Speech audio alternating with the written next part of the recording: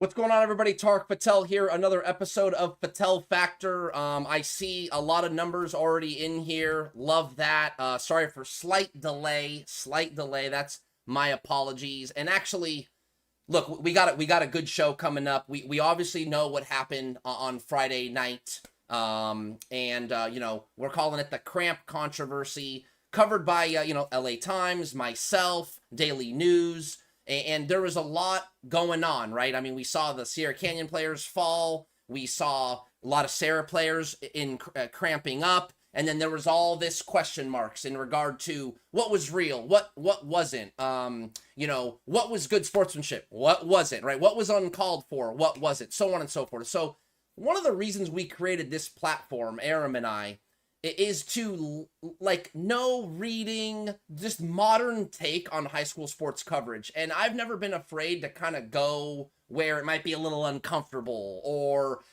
it might be a little dramatic, right? And try to, okay, let's get both sides. Let's really let the people that consume high school sports, the fans, the coaches, the players, the uncles, the aunties, let them decide what they think on what happened. And so that's what we're going to do tonight. Scott Altenberg, the head coach at Serra Gardena, who I've known for years and runs a great program and has been around a long time, man, seen a lot of great players, a lot of great football. He is waiting in the wings. We're going to bring him on first, okay? And then we'll talk to Coach, see what he has to say, let him have his piece. That's what this platform is for. And then we will say goodbye to him, and we'll bring on Jon Ellinghouse, the head coach at Sierra Canyon. Last ad that is absolutely worth noting. My wife her due date is today. Okay. So if so happens she starts going into labor, Aram might have to take over, and conduct the interviews, but we'll get through it. I don't think it's going to happen today. We were at the park today. Things are fine. She's fine. I'm looking at my phone. No text messages. We're good. So just a little heads up. God forbid something hits the fan, but appreciate all of you guys for tuning in. Already seeing great numbers here in the chat and on the stream. So without further ado, I am going to bring on Aram and Coach Altenberg. Give me 2 seconds here. Let me just make sure that this is closed off. Perfect. And there we go. Aram, can you hear me? Yep, I can hear you. Beautiful. Coach Altenberg, can you hear me? I got you. Okay, we are live, guys. Coach, first off, thanks for coming on. I know you mentioned before the show you've been around a while and things, could be changing, but I'm telling you, this is a little bit more of a modern take on covering high school athletics. And I think this is a story, though I know some coaches might think it's a little bit of an eye roll, but this is what people are talking about. And so I think it's awesome that you were able to come on, answer questions, some tough, maybe some not so tough. But I think what's really, really important for people to know is both sides. And so would love to hear. I think we just start. I think those that are tuning in already know what's going on. I don't want to keep you too much longer because Aram and I will rehash after we talk to you and Jon Ellinghouse. But, I think it'd be great to have you just start with whatever your thoughts were on Friday night. And then Aram and I will hit you with some questions. Awesome. Well, first I want to, congratulate you on the pending birth. That's awesome. Thank you. A boy coming into the fold. That's Yes, awesome. So yes. Congrats on that. I have 2 boys myself. Again, it's a great thing. Congrats. The thing about it is, I'm not. Yeah, I'm coming on this show. I'm a high school football coach. I'm not a pro coach. I'm not a college coach. I'm not trying to, I don't have media thing. This is not who I am. I've been at Serra for 27 years. I'm very proud of the program that I've been fortunate enough to lead. I just think that I wanted to come on because I kind of, in a way, feel like that myself and my program are, kind of being unfairly characterized in this whole situation. I think we had a small part in this, and I think though the way some people are talking is that this is both sides are on. I don't see that at all, and I don't feel like it's fair. I think that at Serra we've been always a program of character. We've always worked really hard to do the right thing over the years. I think if you ask coaches, if you ask people, they would say that about the 27 years that I've been there and been fortunate enough to lead. But I think it is important to differentiate, choices that kids make versus choices that adults and leaders make. I take it very seriously. I'm a teacher. I teach 4 classes. I teach honors English. I teach U.S. history, American government.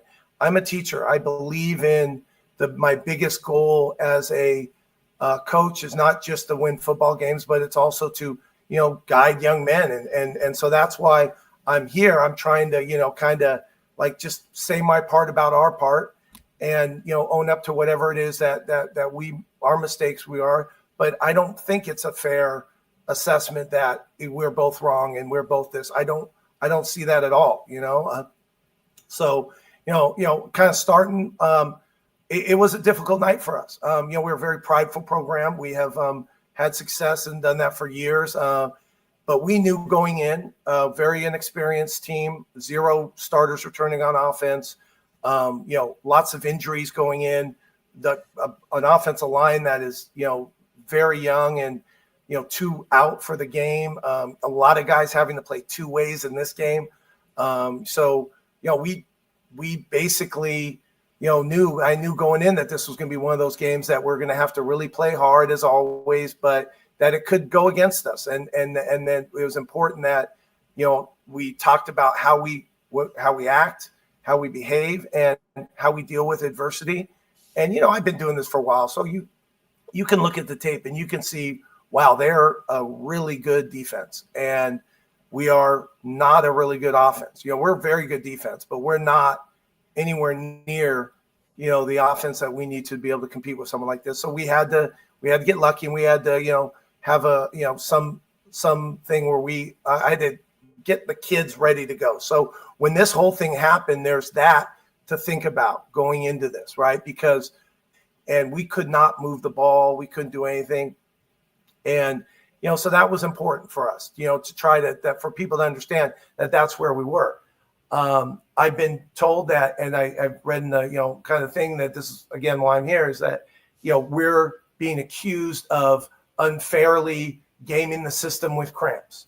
And what I want to do is I want to explain our part in that and make sure that people understand exaggerated.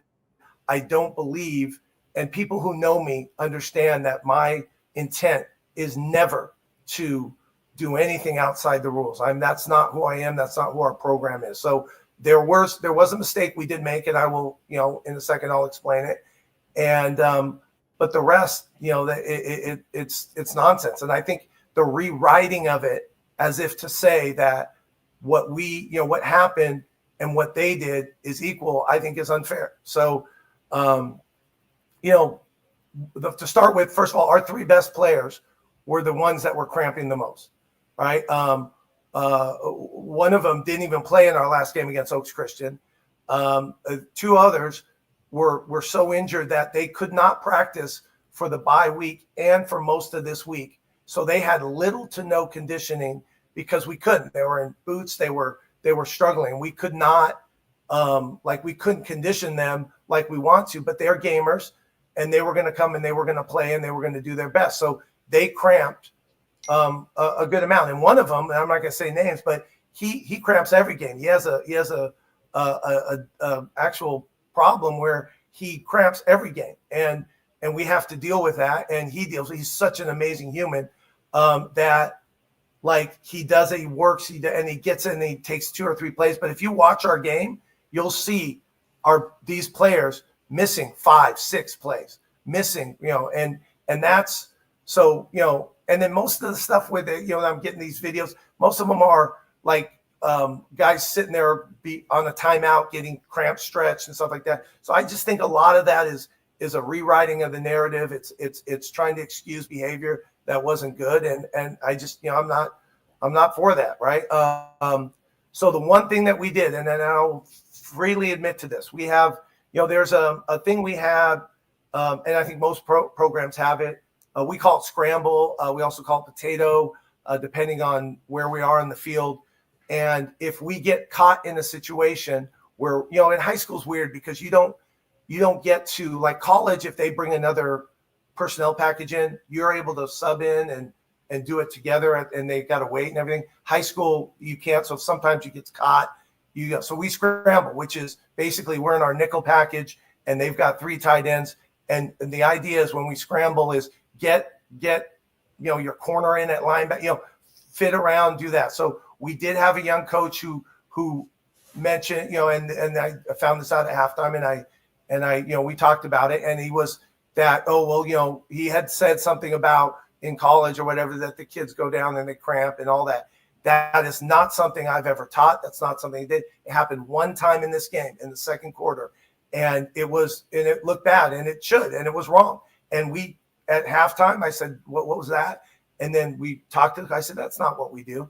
And that was it. It happened one time. And again, that's not the kid's fault. That's our fault because we didn't, we haven't had to use it, and it wasn't, like I said, it's not like it's meant to stop it with cramps. It's meant to scramble, to get there, kind of move around, try to get around, like try to delay the start as much as you can, get the guys where they got to go, and then play. Never is it meant to do that. So that happened one time, and there's the film and everything, and you see it. And again, it looks bad. And so I take ownership in that one time, and then we fixed it at halftime. That never happened again. Everything from that point on, you'll see Duvet Williams, one of our best players. He missed 20 plays because of cramps. He was he didn't practice again today. Now, of course, that's not going to help me for our next game. But he missed a lot because he's been injured. He has a toe, and then he wants to play because he gets to play against the great players of them, and we're putting him in. And of course, he's a kid, so he's never going to say I want to go. And he struggled with cramp. So and again, you can send this to the coaches, send this to whoever, and say, is this something Altenberg does? Is this something he's known for?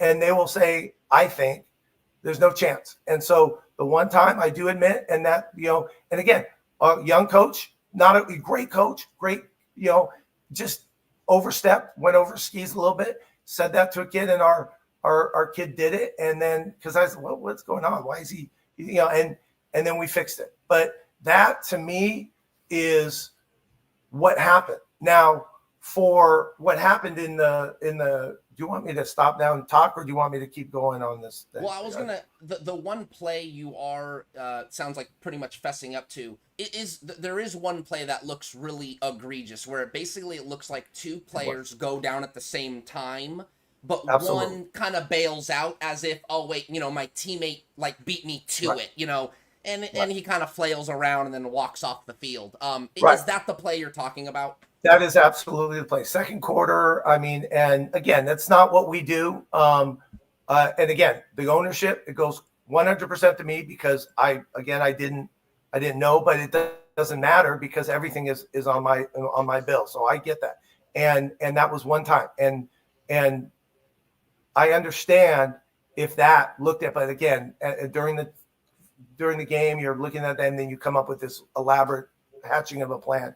To me, just doesn't seem, to match, right? It doesn't seem to work. So, but really, the thing though that, kind of also is the idea of that when that happened, when they did the little, the thing where they all fell down and screamed and yelled, and all their fans and all their players started, doing the taunting and all that stuff.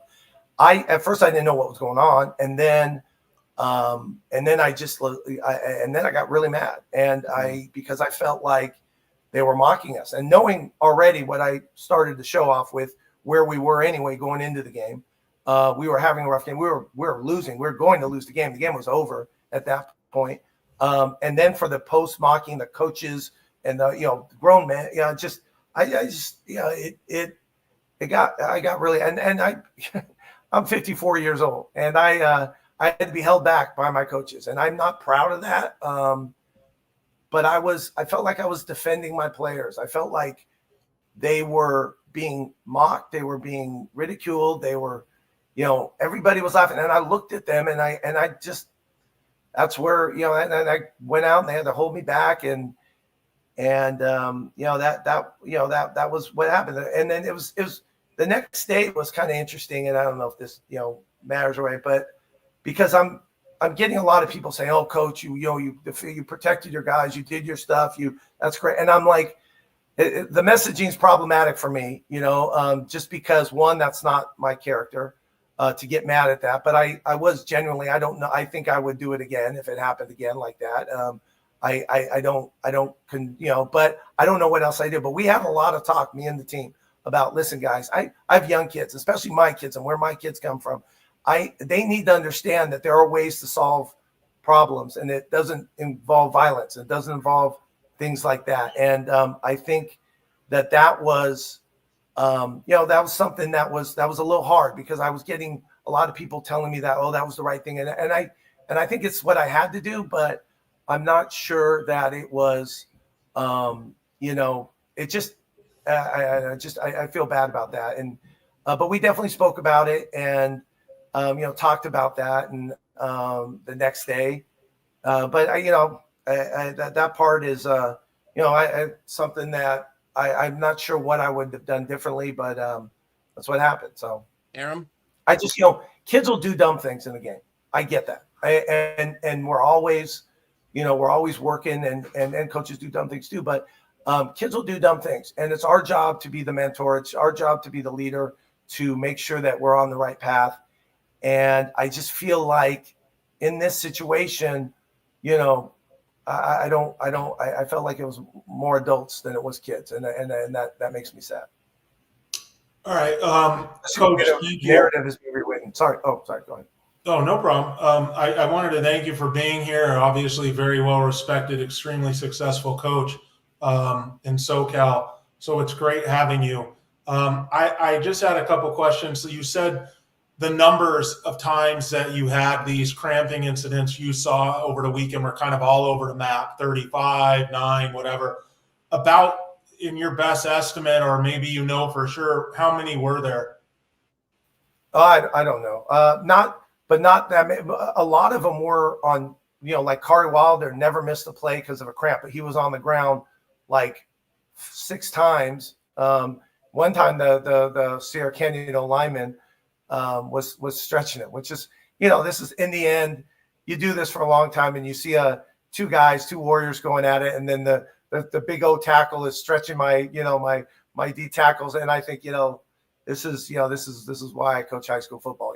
That was, so it wasn't the purposeful one was one time. Sorry, one more time. 16 is the number I kind of heard over the weekend. Does that sound? That seems high, and I think 16 seems very high, and it also seems like you're talking about how many times disrupted their offense because of injury.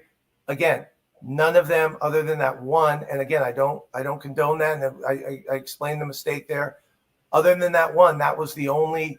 Every other one was an actual cramp.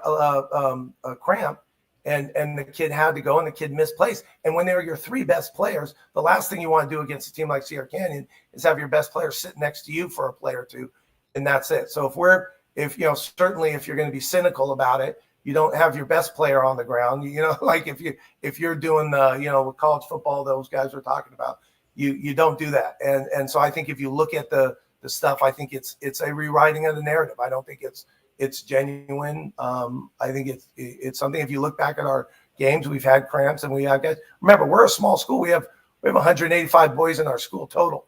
We have, we don't have that many guys. We have a lot of guys playing 2 ways, a lot of guys. And then we had 3 guys that were, coming from injury. So their cramps were, are they not in shape? They're in absolute great shape, but they also had 2 weeks where they couldn't run at all.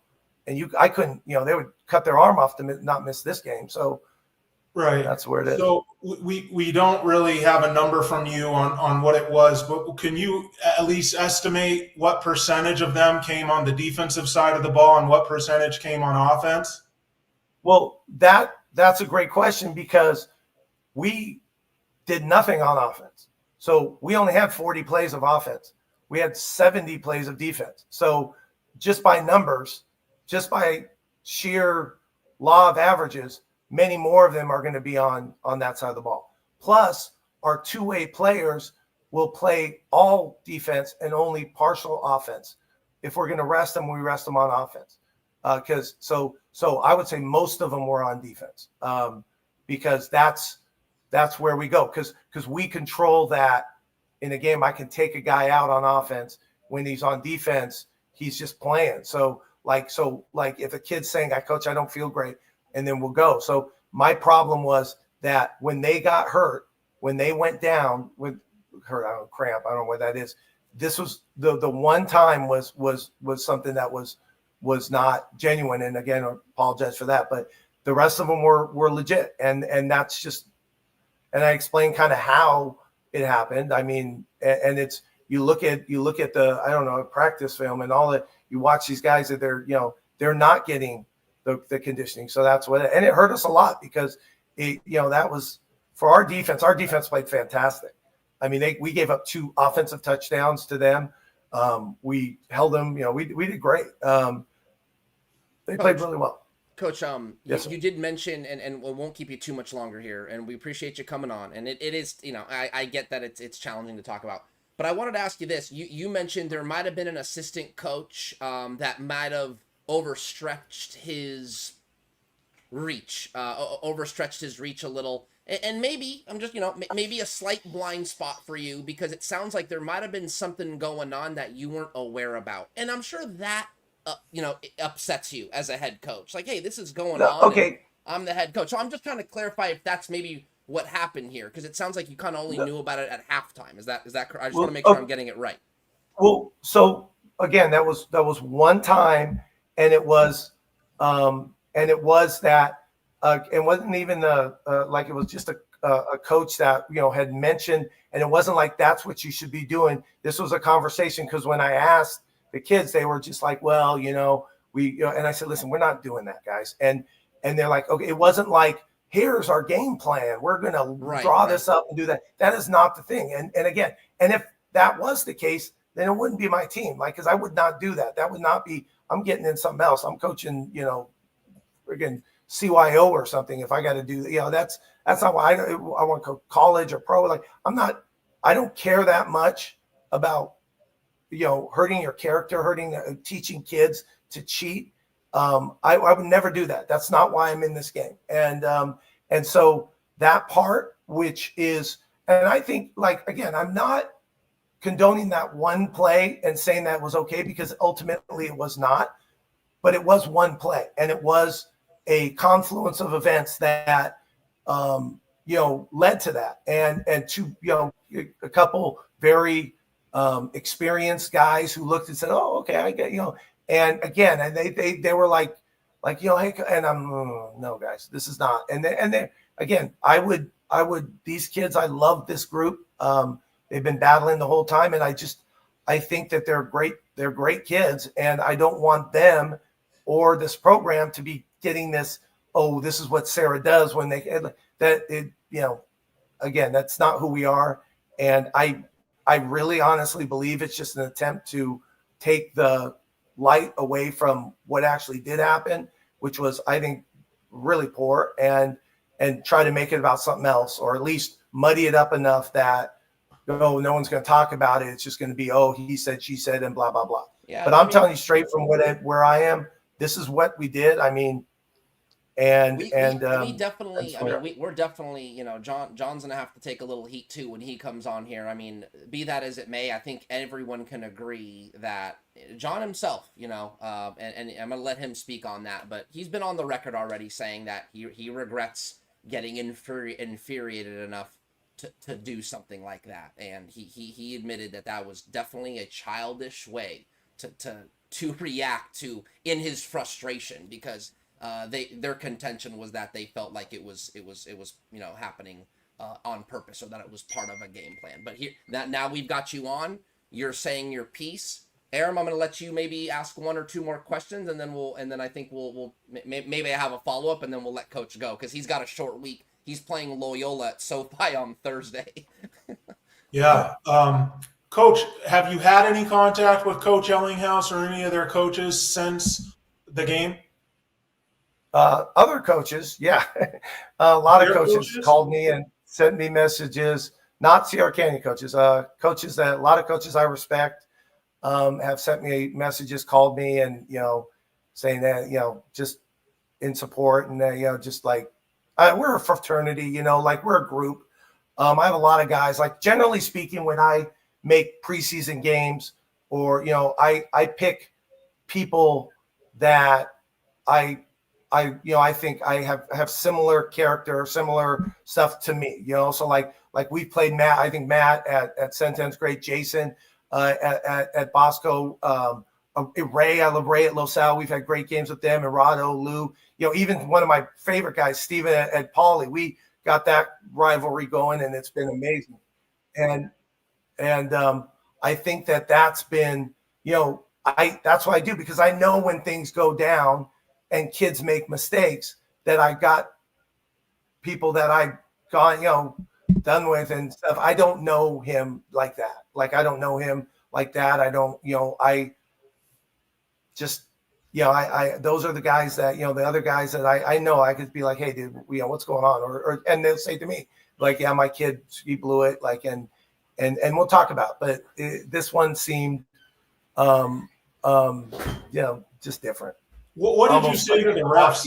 What did the refs say to you, if anything? Well, the refs where they flopped.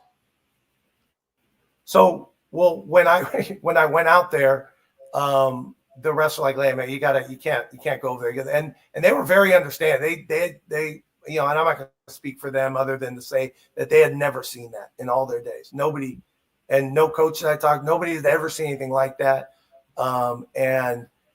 And they, they had to throw the flag on me. They said it, but they understood my, my frustration. And I, again, it's like I told you that whole thing is, it's hard, but that, they just said, like, I don't, they said they'd never seen it. So. And coach, what set you off exactly? So, or like, take me through it. Like the play happens where they flop. I know one of your guys said after the game, one of your coaches said after the game, at first he thought it was funny, then kind of anger took over. With you, well, I don't. That was him. I don't know what. I don't know what coach said that, because I don't know who thought it was funny. I think the score's 24-0 or whatever it was, and we're having a historically bad day on our end, and our kids are struggling to cope with it anyway, and I just saw in their faces the like they were embarrassed. They were being mocked, and the crowd was laughing, and it was crazy. Like I never even seen anything like it, and then to be like, okay, well, like, and I'm not like saying our program versus any program should be, but I'm like, really, like that's what we're doing now. Like I just like, and that was planned. I mean, that was like someone, well, whoever brought them together and created this, and then did it like right there, like and what was the purpose? To disrespect, to mock, to that's what it was. So that's why I was so angry, right? I feel like that's my team. That's my program. I'm the protector of them. I'm the one that is in charge. So if anyone's going to go, take the shot, it's going to be me. And I felt like that's what I had to do at the moment. And that's what I did. So yeah, it at first it was difficult to just figure out what was going on, but I just, I was very angry, and I'm not that kind of angry person, but Coach, we appreciate you coming on. We've had you on long enough, and we don't want to hold you too much. You've certainly explained yourself. We appreciate it. You've cleared air. You've given perspective to those that are interested. There's a little short of 300 people in here just watching this live, and this video will get, it'll live on, and thousands of people will watch it, because this was the story of the weekend. Unfortunate as it may have been, it's just the truth. And so we appreciate you coming on, and good luck. Can I say one more thing? Yes, please go ahead. Real quick. So listen, I don't want to do this. I don't want to do, I understand. Listen, things happen in football, stuff like that. Had that just gone away like this, like it would have been, okay, mistake, blah, blah, blah. No, but the way the stuff over the weekend and the stuff I was getting about us being, cheaters, and us being that, this is something that I couldn't let sit, right? Like I understand mistakes are made, all right? And even men make mistakes. I get that, right? But the way it was being rewritten and the way when someone said, oh, well, they're both wrong. To me, I don't see it like that at all, right? And that's why I'm here, right? I'm not trying to, like take down their program in any way. They're fantastic football program, done a great, have had a great run and have a great team this year and have a great chance to use great a lot there, have a really good chance to compete and maybe win a Division I championship. I fully agree with that, but I just am not going to sit by and let people say that what they did and what we did, same. And it's just not. That's why that's how I'm going to leave it. So. Coach, we appreciate it. We'll let you go get some rest. Again, I know you got a short week. Good luck against Loyola. And hey, have fun at SoFi Stadium. That's a pretty fun, that's a pretty fun atmosphere. So, Coach, thank you. We're going to let you go. Thanks, Coach. Thanks, man. Thanks, guys. All right, bye. Okay, Aram. All right, now, ladies and gents, when I told Ellinghouse I'd get him on by 8:30, and it's 8:40, so he's probably a little hot because I know it's getting late. But let's get him on here in a moment. I think he'll come on here pretty soon. Stand by. We'll wait for him to join. But Aram, your initial thoughts, real quick, as we're waiting for Jon Ellinghouse to join. I'm gathering. I'm gathering info, Tarek. I'm gathering facts on both sides. I want to hear from, obviously, you and me were not at the game. So I want to hear both coaches' sides, and then everybody out there, you'll be pleased to hear I'll have like my final verdict after we're done with this. I don't want this to sound like it's a court case. I know I just did, but I'm going to have my final thoughts, and I know all of you will as well. What we're doing right now, all of us, you, me, Tarek, everybody listening, is just kind of hearing from both sides and forming our opinion. Good luck against Loyola, and hey, have fun at SoFi Stadium. Hold on. Okay, there we go. Okay, yep, no. Okay, Ellinghouse is already ahead of the game. He's already ahead of the game. He knows. Okay. Okay, Coach. Okay, we're going to bring on Coach Ellinghouse here in a second. There was a little bit of feedback, but that I think he was watching the stream, so he just muted that, so now we don't hear it. Beautiful. Let me just do a couple extra things here before we get Coach on. So, again, everybody out there, listen, keep an open mind to what these coaches are saying, and you'll kind of form your own opinion from there, and everyone's going to have one, so that's a cool thing. Here we go. Okay, Coach Ellinghouse, can you hear us? I got you. Okay, Aram, you can hear Coach. We're Yes. good. Okay, all right. Always got to make sure the ones and twos are aligned. Coach Jon Ellinghouse, ladies and gentlemen, from Sierra Canyon. Again, just want to reiterate, if you're just joining us real quick, and then we'll have Coach Jon Ellinghouse say his piece. This is why this platform was created. An opportunity to have both sides give their side. And let you guys be the side, the consumers, those that are consuming the content, so on and so forth. And then this is the what's made this so polarizing is everyone's got an opinion on it, and so it is interesting. But that's why we just had Coach Scott Altenberg on, and now it's Coach Jon Ellinghouse, Sierra Canyon football coach. Coach, the floor is yours. Anywhere you want to go with it. As you just watched Scott go. He went for a long time, which is no problem we don't, no skin off our teeth. So you have all the time you need. Go ahead, Coach.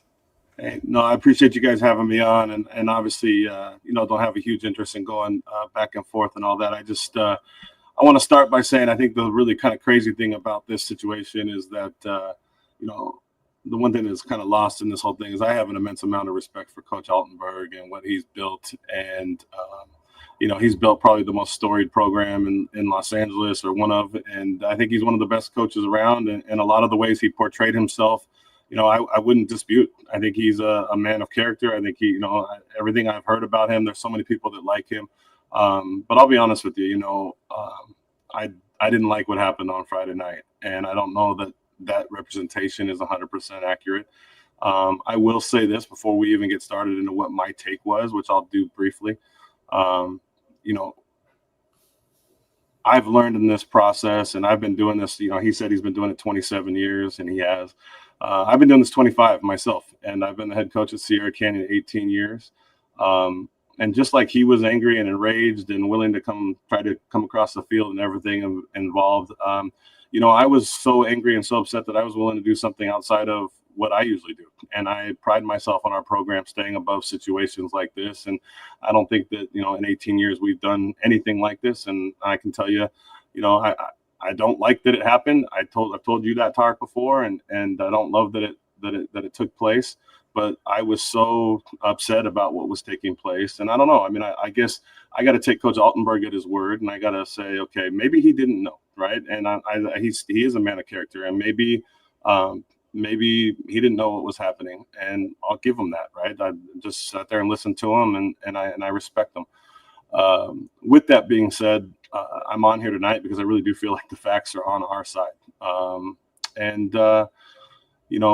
First and foremost, if I could go back and not have my team do what they did, I would 100% do that. I don't want to be that person.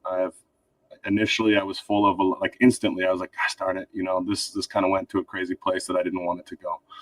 And then I woke up and I was just like, man, that was crazy. That was wild. So obviously the video I think is pretty well surfaced. There's a video out there of our players being ready and over the ball, and hearing something from the sideline, both of their heads turning, and then both of them falling to the ground and grabbing like they have a cramp, and then one guy looking at the other and saying, oh, you already did it, I'll get up so I can play the next play, and you'll get shuffled off.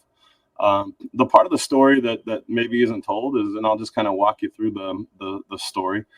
Coach Altenberg, first off, I think he misrepresented a little bit. First off, I've lost games when I'm up 21-0 in the fourth quarter. So when I'm competing, I'm not necessarily thinking of that situation. I'm calling the offense and I'm trying to get the ball in the end zone. And I think what really upset me is what they were doing was working. It was keeping my team from having the success that I thought we could have. And Coach Altenberg had to call timeouts early in the game. He ran through 3 timeouts really early, just kind of, normal things, guys not having the ball being on the field or what have you. He's got some unbelievable players, and he's not lying. They're D1 5 stars, guys you wouldn't want to come off the field that are built like statues and are in top athletic shape. And in the first quarter, where we're in a 60-degree day, right? They started to get cramps, and then the cramps came when we knew that they were out of timeouts. And tactically, we have a tempo that we call rocket, which is we want to run the ball as fast as we can. We want to run plays as fast. That's a tactical advantage that we were trying to take advantage of. Yes, they have players going both ways. So do we, right? We have multiple players going both ways. And that started very early. It always happened right after we got a positive gain. I would say anytime we got the ball 15 yards down the field, there was a 2 to 3 minute stoppage of play. And it always happened on defense. And there was many of them. There was not 16 stoppages. That was a little bit I think that kind of got run with. If I'm being honest, there was 16 cramps that I counted. It was where that kind of came from. But multiple stoppages in high leverage situations. When we would start having success, we got the ball in we call it the green zone. Everybody else calls it the red zone. We would get the ball past the 20-yard line, and then there would be a 3.5 minute delay. And we would come out of that delay and something would happen. We would fumble. We would turn the ball over. And so, like I said, all the stoppages were on defense. They came after big plays for us. And I can tell you that obviously, in high school football, your chain crew is people that you know. And they told me on Saturday morning that they overheard their coaches, not Scott, being totally honest, their coaches talking to them about stopping play, talking to them about, throwing us off a little bit. Whether the word potato meant that or not, that's what they reported back to me, is when they said potato, multiple, and to me that makes sense, right? Fall like a sack of potatoes, get on the ground. So obviously I had some exception to that. My team doctor came back and said, just something seems off. They don't seem to be, really rubbing out the cramps and getting them out. And those are things that like my doctor's coming to me and saying without me asking him. So we got into the third quarter, and to me, it just reached a ridiculous point. And there's, not shying away from it. I decided to call out that action. I decided to bring it to light and basically say, like, enough is enough. It's like, you got to stop this. This is ridiculous. So one time and one time only, our guys, faked the cramp. And we felt like they had been doing it multiple times. Throughout the course of the game, when I felt like they were faking cramps, I didn't try to run across the field and make a scene. I didn't try to get to Coach Altenberg. I just kind of took it, and then I reached to the frustration level that I did something that I don't, honestly, I regret. I've reached out to Coach Altenberg to apologize for, and it's not something that I would do. And but at the same time, I stand by the fact that what was happening was ridiculous, and it was there. And if and by the way, their players, all these kids are all friends. Their players have told my players that they were doing this was happening. I will go to my grave knowing that was happening. And my mind, I would love to have a working relationship with Coach Altenberg again. I do truly respect him. But in that moment, I felt like, we are competing for a state championship. We are trying to get our highest favorable seeding. We are competing, and this is a competitive environment. Every game I've ever had with Serra is a physical dogfight. They come back, we go for 2 to win the game. Like, I wasn't in a place where this was over and it was done and they came into the game. And I didn't know if they came into the game. I'll tell you what, I came into the game looking at a D tackle that was going to Ohio State, worried to death about trying to stop them. And that's the mode I was in. And I was trying to be successful. And what they were doing was taking us out of a success. We couldn't have the success we wanted, and I was getting frustrated. So, I own what happened. I can tell you, I didn't commit a crime. I didn't hurt anybody intentionally.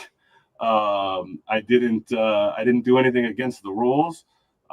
With that being said, I wouldn't do it again, and I'm sorry. And I kind of wanted to tell my story just like Coach did. And I really want to move on from it, and I hope to have a respectful relationship going forward with them. Appreciate it, Jon. And two things that I think a lot of people out there, and we even talked about this, and I want to actually share 2 thoughts, and then I'll let Aram ask a question. My 2 thoughts are, yes, Kari Wilder is that monstrous of a player, by the way. So I just want to back that up. Best player we've gone against all year. That dude is like a brick house, man. He's like scary. Well, the thing about him that's unbelievable is he is as talented as he is and as good as he is, but he does things that kids like that with that high clout 5-star going to Ohio State don't always do, right? Like, he is relentlessly chasing down balls from behind. Yes. He is playing with a motor. He's playing for his team. I have so much respect for that kid, especially after having played him. But I was worried going into the game. Their linebackers are good too. Coach wasn't lying. Their defense did a great job against us. But I think a lot of these tactics had an impact as well. Yeah, and so just Wilder, man, like probably will play on Sundays. And then I just want to mention, look, these high school ratings. You'll see. Well, actually, I'll let you touch on it first, and then we'll go to Aram. Coach, why is it?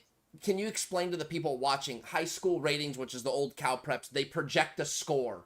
Can you talk about how actually that projected score, though it might not be what coaches usually like to do on Friday nights, but this is the system that CIF has created. You got to look at that projected score, and that actually impacts how you're rating. Can you kind of explain to the viewers that a little bit, and how maybe you kind of actually have to go into a game with a number a little bit?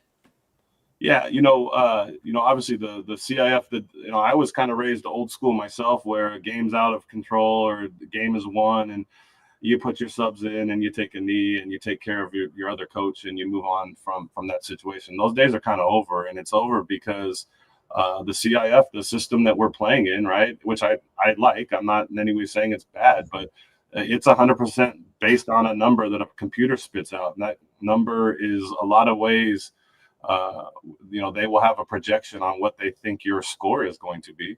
And if that score is, you exceed that, your power ranking goes up. If you don't meet that, it goes down. Hey, I don't think anybody's ever heard me say that my program has arrived. I don't think anybody's heard me say that we're better than Mater Dei or Bosco or anything like that. What I've said is we want to compete, and we're here. We want to be on the Division I stage. We have an immense amount of respect for all of those teams and what we're doing. But we're here to try to win this thing, and that's what we're doing. And so I think we have a chance. Our defense can play with anybody, and we've got talented guys on offense. And so, yeah, I mean, and there is, be honest with you too, right now we're ranked number 2, and it's in our advantage to stay there, right? Because there is a chance where maybe we don't have to play Team A and Team B. We play one of them, and they play each other. That's an advantage. So that wasn't necessarily in my factor, but it is. I'm competing through the whole game. The reason why I'm competing is because I know Coach Altenberg is great. I know his program is great, and I feel like, man, we got to keep playing. And I don't think I would be the coach I am if I didn't do that. And that's where, that's part of what got me here. I'll be honest with you. Like, I was raised to be a fighter. I built this program fighting for every little bit and trying to stand up for what I think is right. And so, in that moment, I thought that's what I was doing. In hindsight, you know what? They were probably, I think anybody that was at that game knew what was happening. And people that are not on my side that were at that game was like, man, that was ridiculous.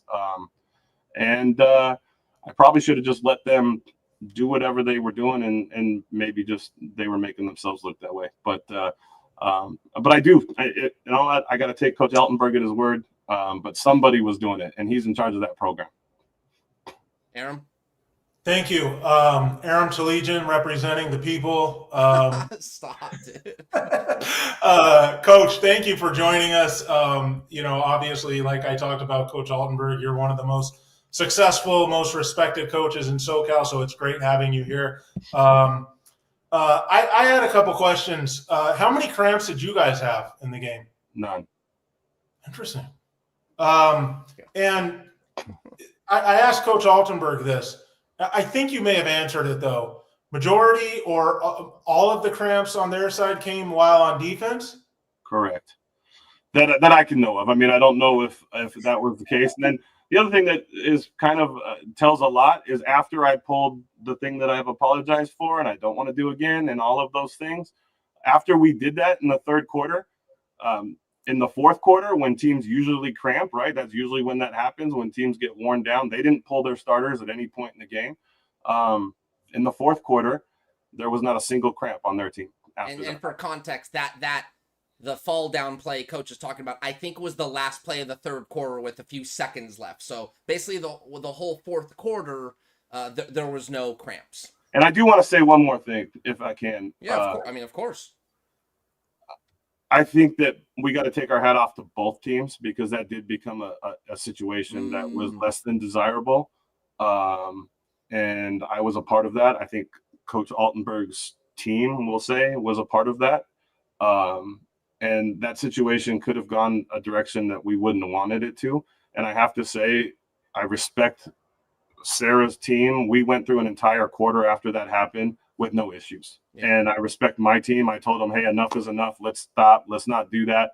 And you're alluding to like dirty plays and things of this nature. There wasn't a single dirty play. There wasn't a single cheap shot. There wasn't a fight. There wasn't an ejection. Like, nobody got kicked out of this game. I think in a lot of ways, the funny part of this was this happened, and then the officials came to me and were like, okay, we've got a list of players that can't play the next play. And I was like, why? And they're like, they're all hurt.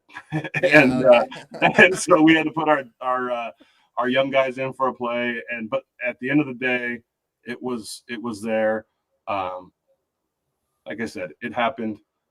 It's not my brightest moment I've ever had. I do at the same time I stand up for, I felt like I had to stand up for what was going on. It was pretty egregious in my mind. And I'm surprised that Coach Altenberg would be watching that game and not realize that. But obviously we're looking through two different lenses, and he's looking as a coach that's in his situation. And I'm not going to sit here and say that he's lying. Coach, so my next question is, and you also kind of hit on this, but just to kind of recap. So you're seeing this happen over and over again. The cramping. When does it pop into your head to design a play, or did you previously have that play designed? Probably not, right? Because you never thought you'd be in that situation. Yeah, did So you see when that does in a it movie? Yeah, that's a good Yeah. question. Like, where did you get that? like? And then like, do you gather the team and say like, guys, here's what we do. We're all gonna, flop, on. I think Aram, if there was just a moment where we had another successful play, another guy on the ground that then popped right back up that was trying to come back in. Like all of these kids came back in pretty soon after this stuff, and it was just a moment where I was like, you know what, let's like this is ridiculous. And like I said, I regret that. I don't think I broke any rule other than the fact that we had a false start and we moved on from it. And really, quite honestly, I want to move on from it, and I don't want to have this define my team or me for to be honest with you. But I really have worked my whole career to try to. I think I take care of guys. I take knees when I don't run the score up. That's just not who we've been. But in this moment, I was over it. Aaron, Coach, go ahead. what were you thinking when they were kind of making their way across the field? I mean, obviously, you run the risk when you have a play like that of them, and that's why I regret it, man. If I'm being honest with you, it was not a well thought out. I mean, the fact that I'm here at work and it's 9:00 and I'm here talking to you guys instead of being home to put my kids in bed. The fact that you guys are having to report on this, the fact that Scott had to do this, the fact that my administrations had to talk about it, like I created a lot of things that I didn't want to create that, that's a big part of what I did. And the other thing, I didn't do what I did to put the kids down or humiliate the kids. I can understand why. That wasn't in my mind either. I was standing up against what was happening on the field. I was not trying to humiliate the Serra kids. I actually know quite a few of those kids. I like them. They're great, fantastic players. They're a good team. They're going to be successful. It was just I was over that tactic being used, and it was not meant to show up those kids. It really wasn't. And in my mind, the game wasn't out of control at that point. We had just gotten the ball. It was 20-0, and we were trying to be successful. Coach, sorry, Tarek. Go ahead. I just wanted go ahead. Just wanted to get from you like the response after the game and over the weekend. Like, did your phone constantly blow up? Was a lot of media contacting you? That type of stuff. Was it immediate that night right after? I know we did our spaces and that was kind of like the main topic, right after the games. But how was it for you over the weekend and even today? A lot of media, a lot of people hitting you up. No, not really. I mean, I think I had the same experience that Coach Altenberg had. I mean, I had a lot of people calling me and telling me, man, that they were on my side. I had several, and I'll be honest with you, I had people on my staff that were like, "Yeah, we shouldn't have done that." There's a lot of mixed reactions. But I had a lot of people calling, telling me that, man, that was ridiculous, and that's what it is. Like I said, I'm not sitting here saying I'm on the complete right side of this. I don't think I've ever said that. What I'm saying is I was really feeling disrespected myself, just like he did. And I hope maybe one day he'll realize that. If he doesn't, maybe he can go back and see that maybe that didn't make complete sense and maybe figure out what was happening. But I think anybody that was there, that wasn't on, would say, man, that was. I've been doing it 25 years. Like he said, I've never seen anything like that. I can tell you I've never been a part of anything like that. That was more frustrating. That was more upsetting to me. And I'll deal with it better next time. Coach, I got one more and then I'll let you go. And it's hypothetical, but I think this is something you could run into down the road. And I'm sure you've thought about this and maybe even something maybe you've chatted with your team. Just hear me out. Let's say down the road there's a situation where a team does it back to you. Like in another game, because this has created such a viral moment. Is that something that's popped into your mind, or had you had to talk to your kids about yeah, man, someone might pull the same stunt on you guys, something like that? It's kind of funny. We've actually talked about it, and it was like if I was in the other shoes and that was what we were doing, and somebody called me on it, and you used the word childish earlier. I'm a kid at heart. I really am. If you know me, I'm fun loving. to me, it wasn't. It was just like I was kind of making a fun like statement, like, all right, well, and then you figure out, well, the world's watching and everybody's got an opinion. But honestly, we talked about it today. Like I would, if I was going against us next week, I might catch a cramp on the first play. Okay, right? okay, see, right? okay. And so you get it. Okay. And I would tip my cap and say, all right, that's funny. And then I would also say that kid can't be in next play, and we're going to go after that kid. Okay. The sub that comes in for him. So,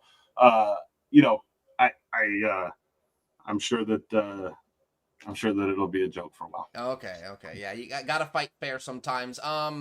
Coach, we appreciate you coming on. Aram, maybe not really a question because I know Coach wants to get going. He's not even home. He's in his office at school. So maybe a last comment, Aram, for Coach, and then I'll send him on his way. I can't help it, but it's a question. Okay. I'm sorry, but Coach, so going forward, we've obviously seen this happen now in college football.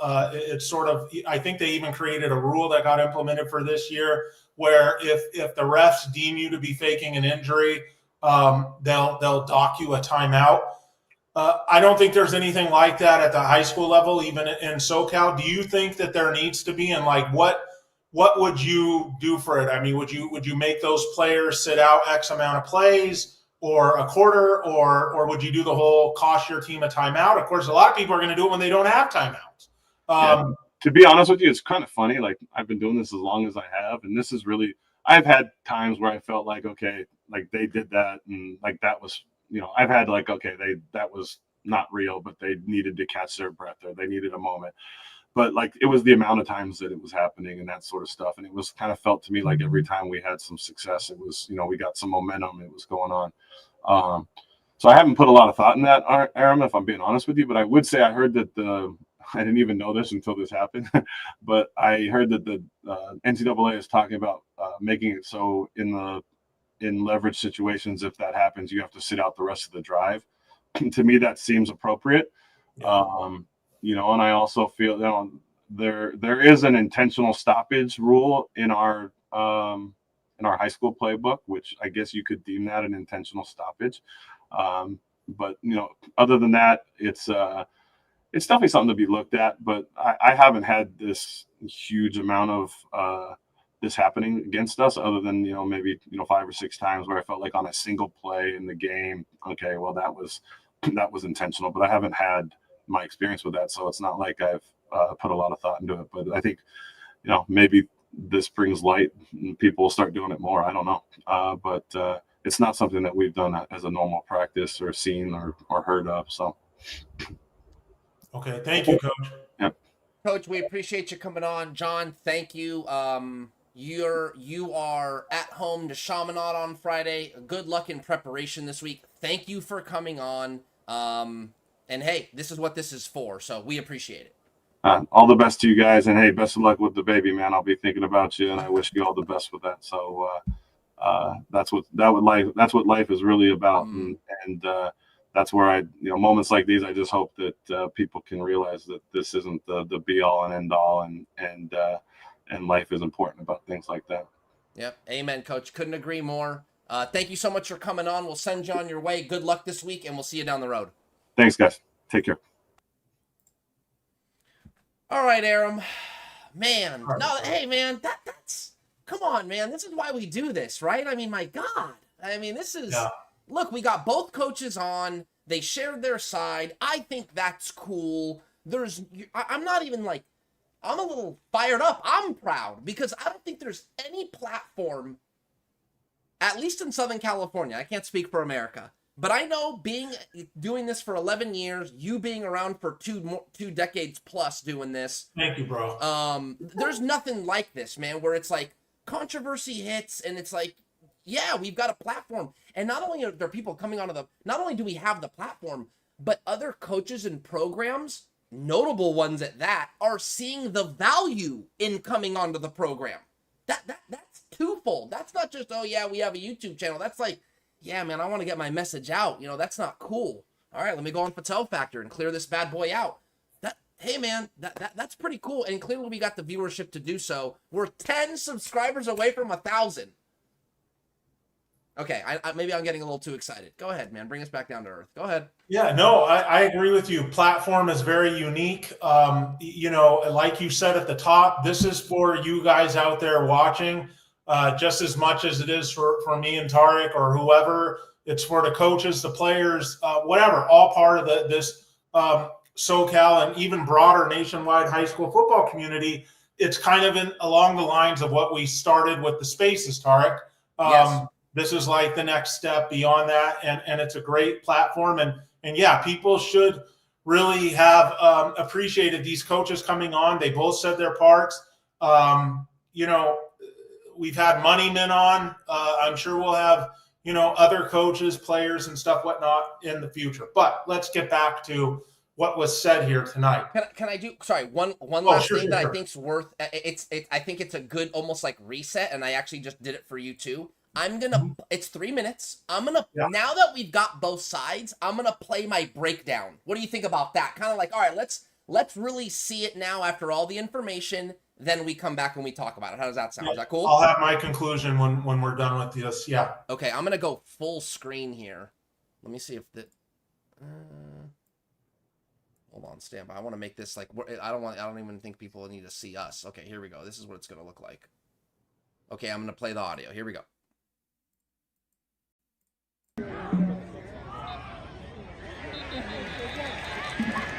Hey everybody, Tarek FATTAL here. Want to break down the Sierra Canyon play that's gone viral. Sierra Canyon hosting Gardena Serra, two really good programs, two long-time veteran, well-respected coaches. Scott Altenberg at Serra, been there forever. Jon Ellinghouse at Sierra Canyon, also been there forever. Things got a little petty Friday night. Let's just call it what it is. Let's take a look. Here's the play that's gone viral. We'll take a look at it more in depth later, but all the players fall on Sierra Canyon while they're on offense, pretending to cramp up. Okay, that was late third quarter. Second quarter, quarterback scrambles for Sierra Canyon, sped it up a little bit so we can get this video on the road. But look on the bottom, as they're rolling, trying to snap the ball, a Serra player at the bottom of your screen falls, grabs to what seems to be his shin first, and then, gets to the back of the leg. But in the middle of your screen, there's another player that flails around what appears to look like maybe wants to get down to show he's cramping, but then doesn't. Seconds later, he's back into the screen, walking, talking to the official. Weird, right? And this is where Sierra Canyon started to grow its contention. This is literally the next play. This is another player getting a cramp. This one looks legit. Look at the Sierra Canyon player, kind of funny, helping him out, stretching him out. But point is here we go. Another theme here. Play down the field in the red zone. Player cramping, athletic trainer comes out, stretches them out. Sierra Canyon's contention was that they were doing it on purpose to slow things down. So Sierra Canyon coach Jon Ellinghouse basically admits he got frustrated, he got hot in the moment. He tells his players to go out there and pull this stunt. Not a good look. Known Jon Ellinghouse a long time. Not a good look. You're up 23-0. Serra's not having a great game. They can't really move the ball. And this is a stunt you pull. And so Scott Altenberg, who's at the middle of your screen here, who's a well-respected longtime coach, fired up, middle of the field. He wants to have a go at the Sierra Canyon sideline. And then that's the AD talking to the white hat there that's trying to get across the field for Serra Gardena. Scott Altenberg a little bit to the middle right of your screen, getting held back by his coaches. But that was the issue. Now, Scott Altenberg said that he never told any of his players to go down on purpose. Nevertheless, I do think both things can be true. There could have been a little bit of strategy there to slow things down, fall to the ground. We see it at all levels, high school, college, and pro. And what also can be true is Sierra Canyon probably shouldn't have done that. It's petty. A lot of people thought it was funny. Yes, I think we all understand probably not a good time to do that. Probably not the right place for it. Anyway, that's the breakdown. You be the judge. Tell me what you think. Okay, so now, so Aram, I'll let you go first. Like that's by the way, that's I think close to 70,000 views on Instagram right now. That video right there. So it's getting around, it's drawing interest, so on and so forth.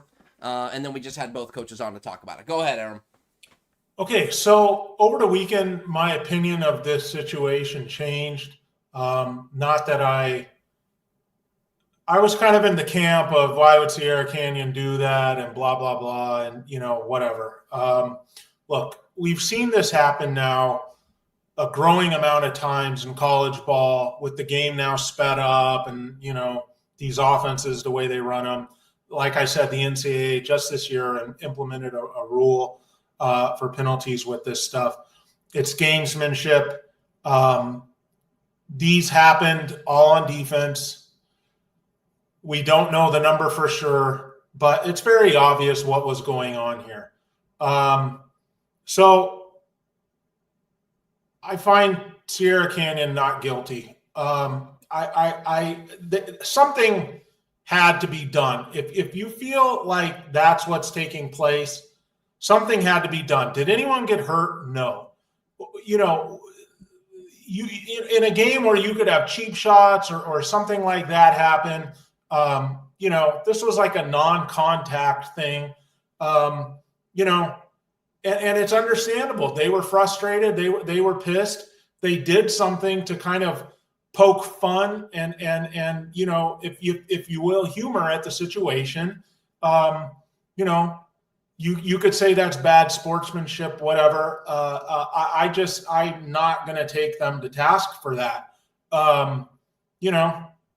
Everybody out there, I'm sure you guys all have your own opinion on what happened, and we want to hear them. But Tarek, that's mine. I think, I don't know. I don't have any problem with what Sierra Canyon did. Yeah. I think the bigger problem is faking cramps. And the evidence suggests that's what Serra was doing.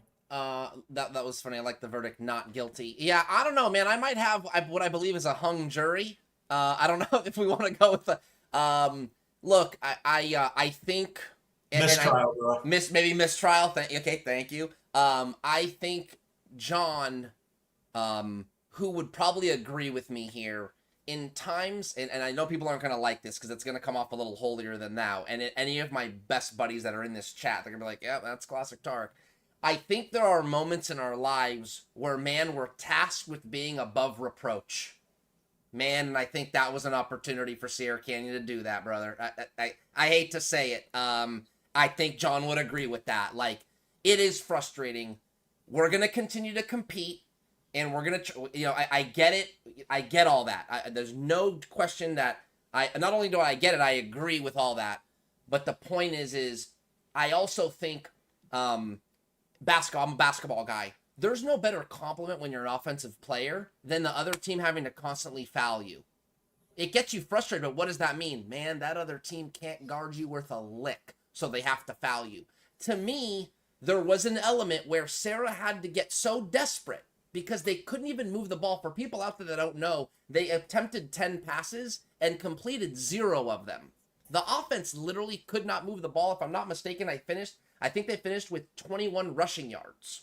So that's it, and lost 30-0. If a team needs to fake cramp or whatever, right, to make it more competitive, man, they're kind of doing it to themselves. And I think if there was a little more 30,000 feet above it there, which Jon Ellinghouse has done for the 18 years he's been at Sierra Canyon, right? So I agree with you in a sense where I kind of want to let him off the hook for the one time in the almost 20-year career he's been as the head coach at Sierra Canyon. But I do think it was a missed opportunity to be above reproach because I think that's the kind of coach he is. And he missed. Okay. So, yeah, that's my take on it. So when you see a cheap shot, Tarek, a guy go for someone's knees and rock them or whatever, a cheap shot, get hit from behind, whatever, what is your first reaction? Anger, correct? Absolutely. Like anger and disgust. No question. What was majority of people's, yours, mine, everything, when they first saw this play of the Sierra Canyon guys flopping? I like the psychoanalysis. Clearly, it's a chuckle, right? Humor and laughter. Right. Okay. So is that the answer? That's what I mean. In that sense, it's not that big a deal. Now, the other problem, the problem is that when you poke the bear, which they did, when you poke the bear, you run the risk of the bear getting pissed, and that's what Coach Altenberg did, and I think he's justified in that. I don't think anybody really did anything wrong here. No. As far as reaction, to the stuff. I don't like the constant cramping on defense, but beyond that, I don't think anyone really did anything wrong here. And Serra included, you know, you're saying. yeah. Right? Like, I'm just saying, Serra included. No one's doing anything wrong. It's just probably, I don't know, man. It's just kind of like breaking bro code of the game on both sides. Yeah. Yep. I agree. Oh, man. And I, you know, people out there, you know, feel free to say here in the chat, you know, what do you guys think? Case dismissed, you know, should we, you know, does the grand jury recommend, you know, the charges and we go to trial? You know, what do you think? We'll wait for people to Rory O'Donoghue. All rise. That's good. I like that. Yeah. I like that. I appreciate everybody being in here. And by the way, 6 subs away from 1K. It'd be nice to maybe get it here in the next 10 minutes. I don't want to keep you guys too much longer, but just a real quick appreciation. Thank you for all those that subscribe to the channel. Thank you for those that are in the chat. Thank you for those that are watching. I think we got close to 300 here live. We're hovering around 220, 230, or I don't know. I'm seeing 270 here on another metric. But thank you all those that joined. Obviously, we got a couple trolls in the chat, which is totally welcome. Crypto Rich seems to be a troll who I don't know if that's a new guy or what's going on there. But hey, man, I appreciate the subscription. I appreciate you watching. I mean, that's all I care about, man. So appreciate that. I'm being called the beat writer for Sierra Canyon. So Ooh, it's a good beat, bro. yeah, honestly, it kind of is. And listen, if you, when I was 8 years at the Daily News, it basically is the Sierra Canyon beat, is it not? I mean, my God, what are we talking? And then I joke around, you know, the last 4 years, 2 out of the last 3 years, you could argue I've been the Harvard Westlake boys basketball beat writer. I mean, for God's sake, they won back-to-back 2 state Open Division state championships, and no one says I am a Harvard Westlake beat writer. So I do think it's kind of funny. Go ahead, Aram. Okay, we got some verdicts in. Count 1, Gabriel Murillo says count 1, faking cramps, guilty. Count 2, retaliation cramps, guilty. Okay. Okay.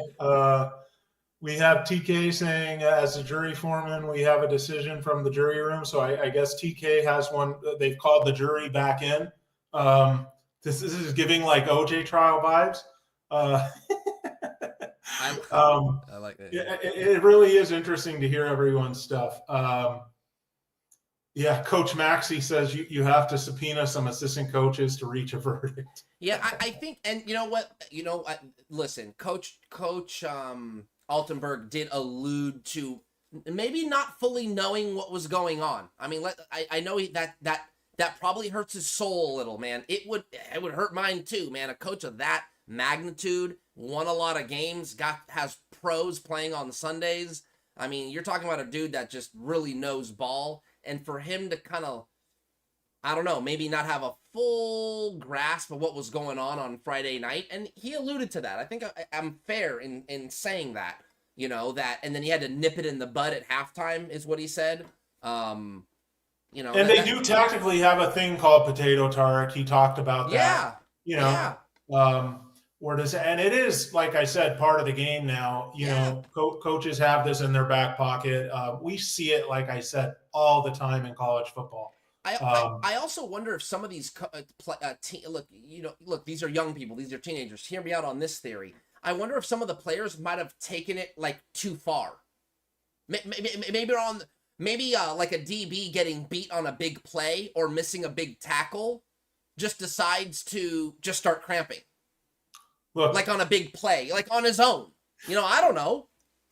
We're not going to do the whole 7-on-7 thing all summer and off season and then get into the season, and when something like this happens, act all offended. That's another thing, okay? If this is the culture of football now, we're not going to trip. And none of those players acted very pissed off anyways. Tarek, 1,000 subscribers has been reached.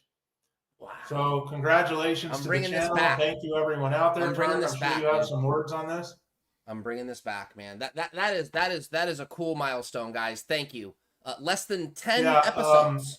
Less than 10 episodes. We have more results in here. We have Blizzy Kane saying, we the jury find Serra guilty on all charges. Stephen Sandridge saying the House as in Coach Ellinghouse ordered the code red, but he still finds him not guilty. Better outcome than a few good men. Tarek, tell me you've seen that. Oh, of course. You can't handle the truth. Okay, yeah, because if Fred would go ballistic if you had not seen that. He loves that movie. Our boy Freddie Robledo. Yeah, if any others of you, this you know, crypto have rich is actually kind of funny. He said Tarek with the pink sippy cup. I knew it. That is funny. Hey man, this is my daughter's Hello Kitty Stanley, dude. I gotta let it ride, man. Keeps everything nice and chilly. Isla's about to be a sister, man. Dude. Bro, how do you know that maybe the phone cut out and you go upstairs in 10 minutes and Bree's like, dude, you were a boy dad, 5 minutes, 5 hours, 45 minutes ago. Nah. No chance? Nah, we're good. Really we're awesome, good. bro. We're good. Hopefully this week, man. But yeah, we're on baby watch, and my wife is a total rock star. She is just, I tell you what, man. She might be tougher than Kari Wilder. I'll tell you that much. She's a she gave birth the first time around, no epidural, man, all natural, and that is real strength right there. So I do brag about her because she is just that cool. So we're waiting for baby number 2, and we're just praying that everything is smooth and healthy for both mama and little boy. My daughter's name is, quick little story. My daughter's name is Isla, A-J-L-A, a little different with an A. Our boy's name is going to be Alden, A-L-D-E-N. And Alden is the street that Springfield College is on, where my wife and I met in Massachusetts. So it's a coupe to where we met, and so on and so forth. And so we'll have Alden and Isla, or Isla and Alden, 2 A names. So just a little information for those out there getting to know your boy. 1,000 subscribers, man. What a great milestone. Thank you to everyone that did that. That is super cool. And to do it in just less than 10 episodes. I mean, we basically did it in 6 weeks? We started mid-August. Is that 6 weeks? Am I bad at math? This is episode 9, so yeah, less than 10 episodes. Well, I guess that makes sense. So that's 9 weeks. Yeah. That makes sense. That was stupid. God, I was 3 weeks off.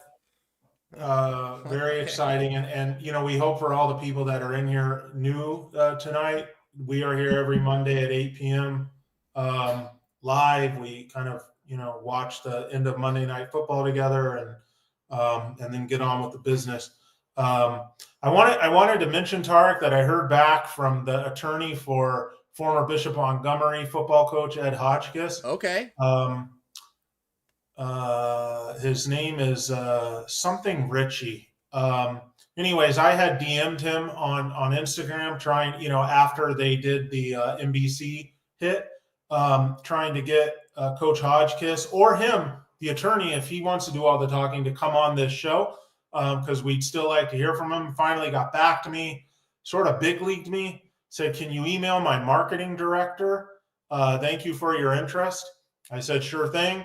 He said, "Appreciate that. Sorry for the delay. I rarely check my IG." So maybe there's hope there that I can, get him on. Okay, so that was dialogue with Coach Hopkins, or the lawyer. Sorry. No, that's the lawyer for Coach Hopkins. Okay. Sorry. Yeah. I was reading chat and I got lost there. Okay, so hey man, dialogue's good. I do still text every about 2 weeks. I check in with Pat Lee. That's another one I think we could get on down the line, and that story is far from over. And there's a couple other things going on in the waters here, but I think we've covered enough for tonight. This was a great show.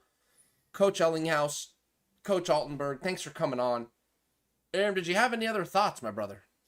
Yeah, what do we got going on this week, bro? Oh, big one in the Trinity League. I wasn't sure, like maybe, I don't know, man. Maybe you were trying to get to bed. I don't know, dude. I'm always, I don't know, man. I don't know. Maybe you were trying to skedaddle on out of here, Let's. Oh, you didn't want to talk about this week's games coming up? Let's do it. Are you kidding? Let's go crazy. Yeah, up? Stand by. I'm gonna bring up the screen right now.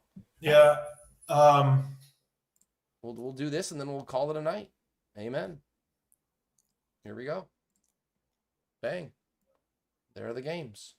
I got the top 25 for October 10th. There is some Thursday games. Serra's playing Loyola at SoFi. Okay, both these games are at SoFi for those that can see that. Let me see if I can zoom in a little. There we go. Yeah, that'll work. Yeah, make sure you guys get down there for that. First kickoff, 5 p.m. Yep. Oh no, see now this is saying 7 and 8:30 Thursday night. There might be a doubleheader on Friday night. That's what you're talking about. This, according to Max Prep, says 7 and 8:30 SoFi, Loyola and Serra, and then Palos Verdes and Lusinger. That's a Mission League game, and I believe what's it called? I think that's the Bay League. Palos Verdes and Lusinger. That should be a fun one.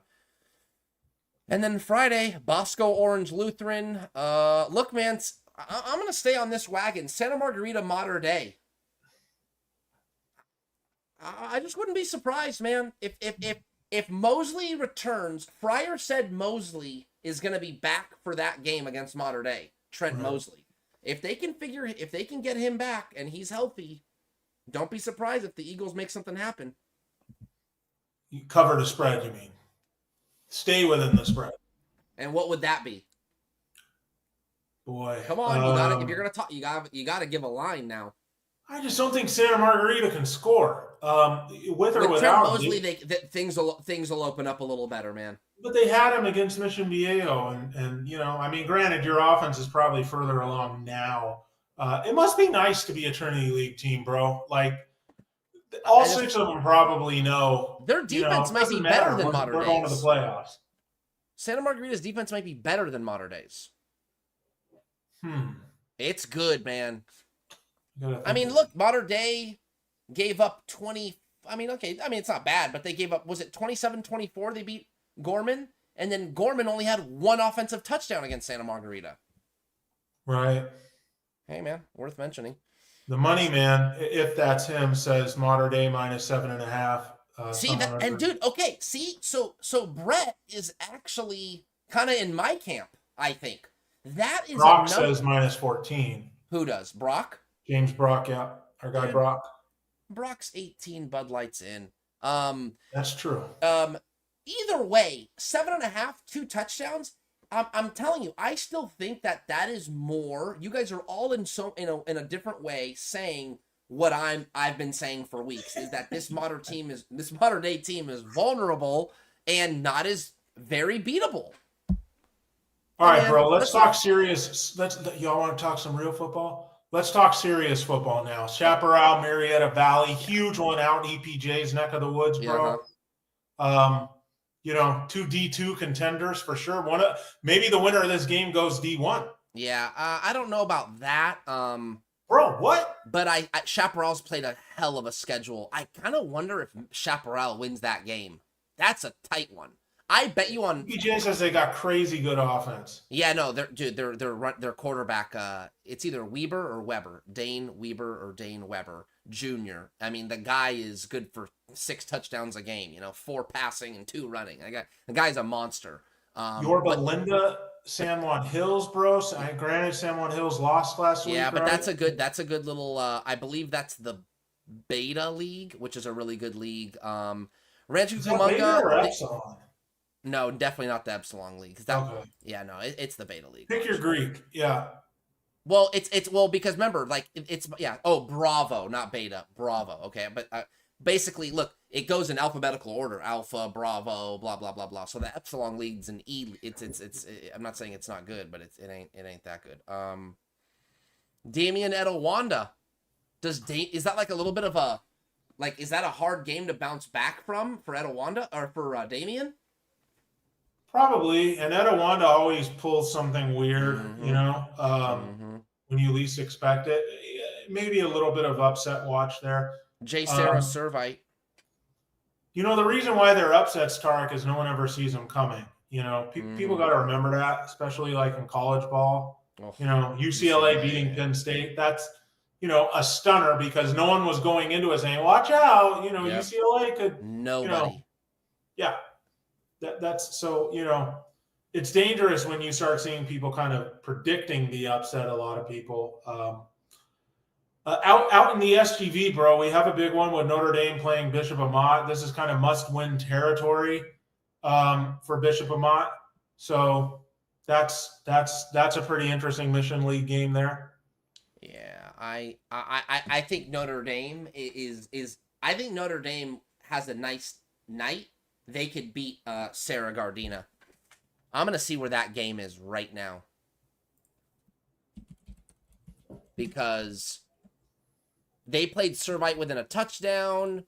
They've got a dynamic quarterback. They got some lethal weapons on the outside. Their defense is stout.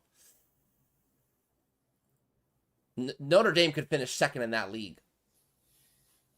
Oh, they're at Serra. Okay. Wow, look at this gauntlet. At Almont, at Sierra, at Serra. Then they finish at home to Chaminade. Yeah, Oof. rough. Yeah, that's a rough 3 games.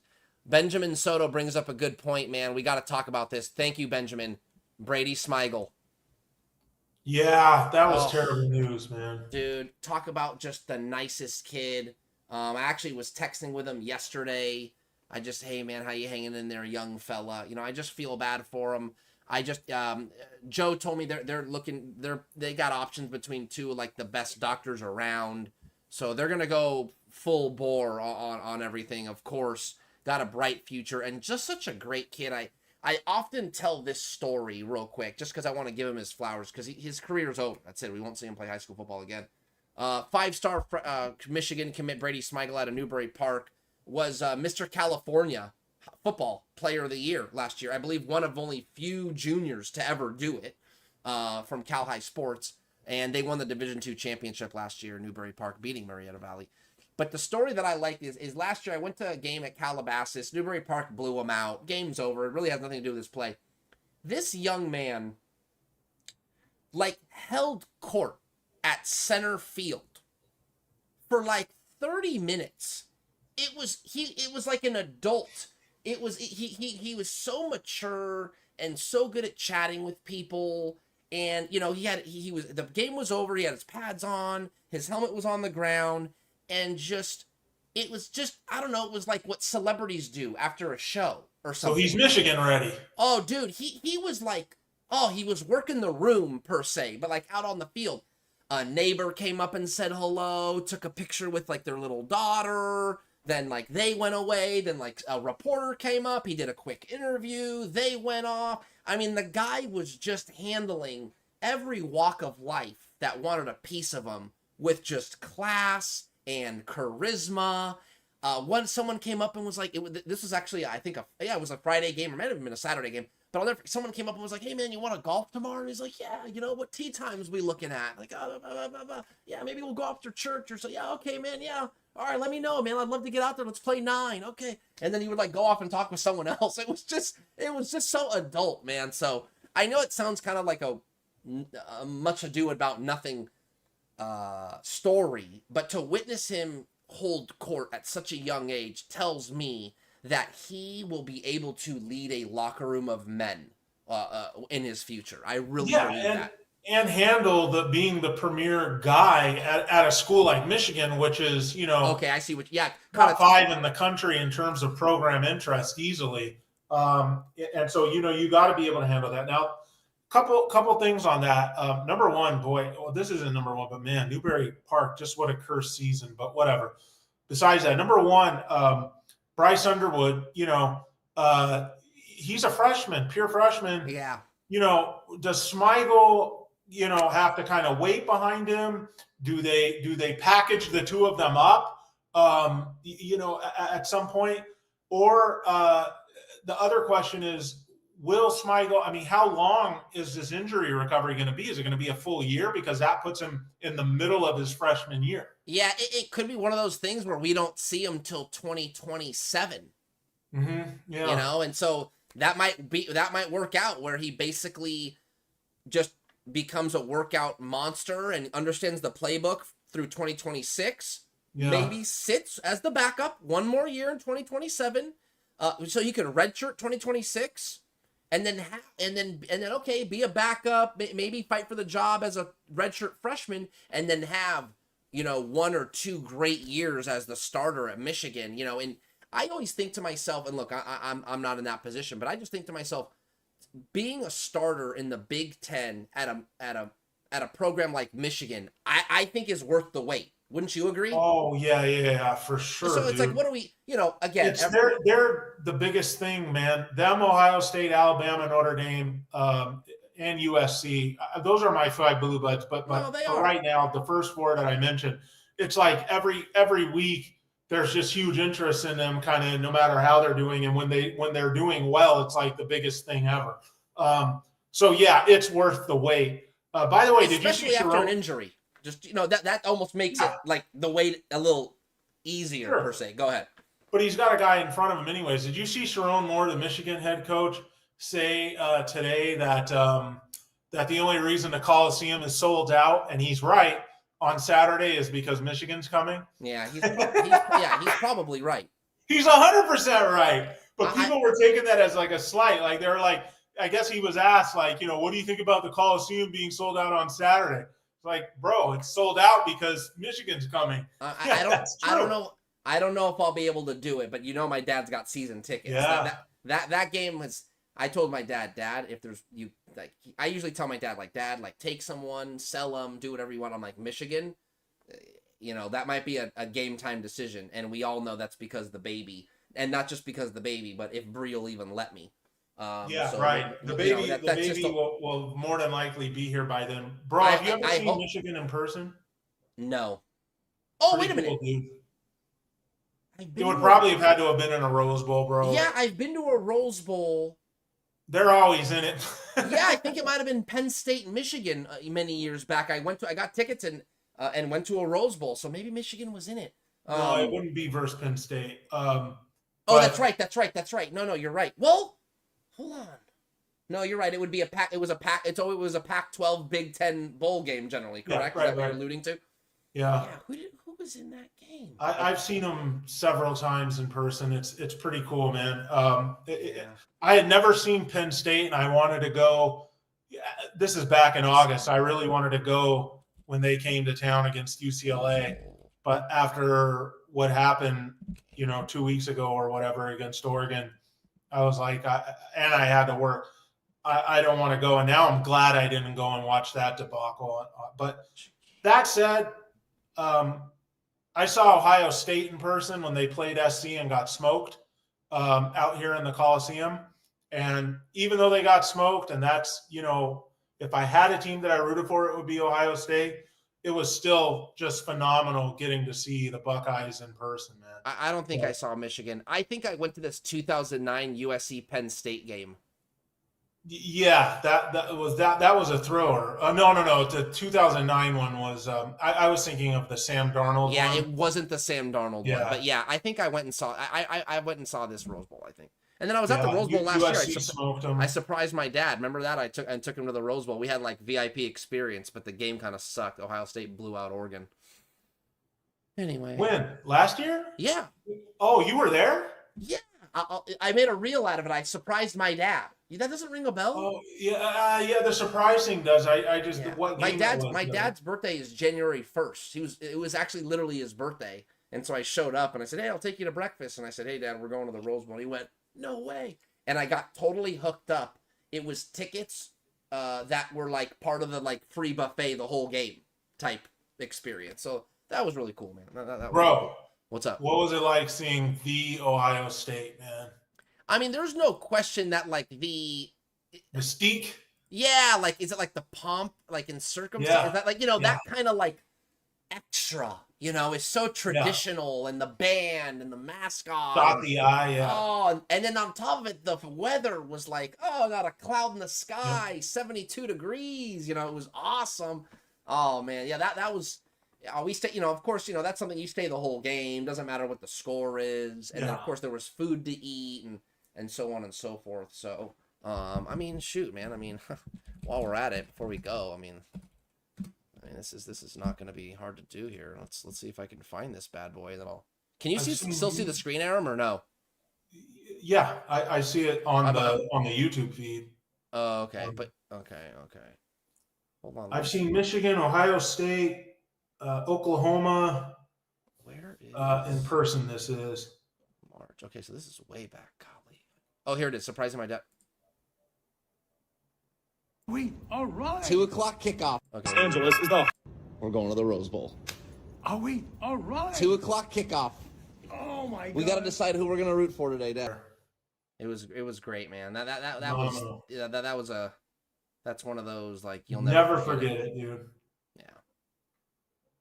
I know you're watching on the stream. I'll let you keep watching. But yeah, it was that was fun, man. But yeah, I don't know. I think it's a game USC can beat. You know me, pretty much a glass half full kind of guy. I'm watching They're a highlights. 3-point favorite, bro. Look at I'm Oh watching. my God, those seats are legit, dude. Oh, dude, we were. I'm telling you, it was. Is that a suite? Yes, dude, we were in the suite. Yeah, we were in a suite with the. It's unlimited free food the whole game, dude. Yeah.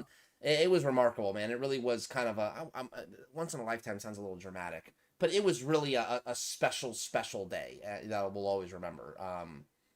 So yeah, we had That is once in a lifetime. What are you talking about? You saw the national champions, dude. Yeah, I wouldn't say once in a lifetime. Ohio State team's going to have 35 NFL guys when it's all said and done. Yeah, I don't know about once in a lifetime, but certainly a really memorable moment. Because I think to myself, if you have enough money, you can just buy those tickets. It's the truth. I'm not. I don't care if like you paid out of pocket or someone hooked you up. That's once in a lifetime. If you're a college football sicko, Ohio State versus undefeated #1 Oregon in the playoff at the Rose Bowl. I know the game, didn't live up, but whatever. Here's one quick story. I've told you this. I have some of my best buddies. We're like in a sports pact that we do one sports trip a year. Yeah. Okay. So year one, we went to Vegas for a day for Monday Night Football, Packers versus Raiders in I remember that. Allegiant Stadium. Awesome. So awesome. Okay. That was 3 years ago? Oh, yeah. So then 2 years. Okay, no, that was 2 years ago. Then last year, as most of you know, on a total whim, we wanted to go to Nashville to visit friends. And then we thought, hey, let's make that part of our sports trip. So oh my God, look, it just so happens in that first week of October, Bama is at Vandy. Yeah. Let's go. So we booked those tickets like in August. August rolls around, or October rolls around, Alabama's #1 in the country. So we're just thinking, we don't care if it's a blowout. We're going to be able to go to an SEC game and watch the #1 team in the country. And then as we all know, Vanderbilt, unranked, knocked off Bama in a total thriller. They took the field goal post down and freaking walked it down Broadway, and we were there. Now, Aram, that is a once in a lifetime moment to me, because so much happened that like maximized the experience. It wasn't just about getting tickets and going. Anyway, that was okay. So the trip this year, what I'm trying to get at, the trip this year that I can't go on, and because I'm having a baby, I'm not saying that I'm disappointed, although I wish I was there. My buddies are going to South Bend, man, to watch SC Notre Dame. How cool is that? Dude. They got tickets and everything, man. They're heading out in whatever it is. The game's like in a couple weeks or whatever. Oh, so I'm missing out on the trip this year, but we've been catching some good games, man. Yeah. Look, man, seeing Alabama to me is once in a lifetime, dude. That's even if they'd have blown Vandy out, which they didn't. And it's funny because Brock's in here in our group chat. Matt V kept getting at Brock about that game. He kept updating Brock on where the goalposts were. They're in the river now. They're being dragged. They're taking the goalposts through downtown. So he kept updating Brock on the whereabouts of the goalposts. And yeah, man, South Bend would be, dude. I'm gonna do this one day, man. I'm gonna go like I don't know. I need one of my stocks to go to the moon so I could just be like, screw everything. You've talked about this. You almost want to do like a little bit of a Big Ten tour for a few weeks, right? And kind of almost hit like 3 or 4 Saturdays in a row where you're kind of in Iowa, then this place, then that place, or whatever the case may be. Big Ten and Notre Dame, yeah. But I also want to go check out Alabama, down south, Georgia, those types of things. Stevie just hit you with some crucial advice. By the way, Steve Ramirez, shout out Steve Ramirez. The guy's in here every week. I mean, we gotta give the guy credit. He's a loyal Little man. CBR, dude. He goes, don't take the train, rent a car. I love it. I'm gonna drive myself. I'm driving across the Oh no, country. yeah, I'll yeah, have my yeah. car. If you're gonna do it, you know. Yeah, because I'm gonna be driving, for a month. Or I'm hopefully gonna do this over the course of a month or two. But that takes money, man. James Brock says $25K for that game for a suite. What are you talking about, James? At the The Rose Bowl? the game you went to with your dad, the Rose Yeah, I Bowl mean, if you after. want the whole suite, those tickets aren't 25 grand. More like, I think I remember. I think they were about 1,100 a pop. Yeah. Dude, think of it. At the time, that's that's number one undefeated Oregon. Ohio State team that certainly was number one at one point during the season, I'd imagine, and then ultimately wins the national title. All right, Aram, I think we call it, man. This was I've been to South Bend, Notre Dame versus Stanford, mass before the game. I'd love to, Mark. By the way, he's saying go to Autzen and check out Oregon. Have you been there, Tarek? Is that in Eugene? Yeah, Autzen. Yeah, that's where I've Oregon never been played. there for a game, but I've been to the campus. I've bbeen to Eugene and I've been on the campus, but I've never been for a game. Yeah, I got to do that. He's right. I don't care. I obviously want to see the Ducks play, but I also want to see the beautiful women up there. All right, man. Brother P Funk says Kentucky at Lexington is a great place to watch a game in October, especially with Keeneland and the racetrack. Yeah. Yeah, man. These are all things I gotta just adios and just do. I think we call all right, it, man. bro. I'm getting a little tired, and we had a good show, man. Thank you everybody for watching. We got more high school football this Thursday, Friday. There's even a game Saturday. Corona Del Mar 6-0 beat San Juan Hills, pretty good team. So Tarek, Bree has the baby, right?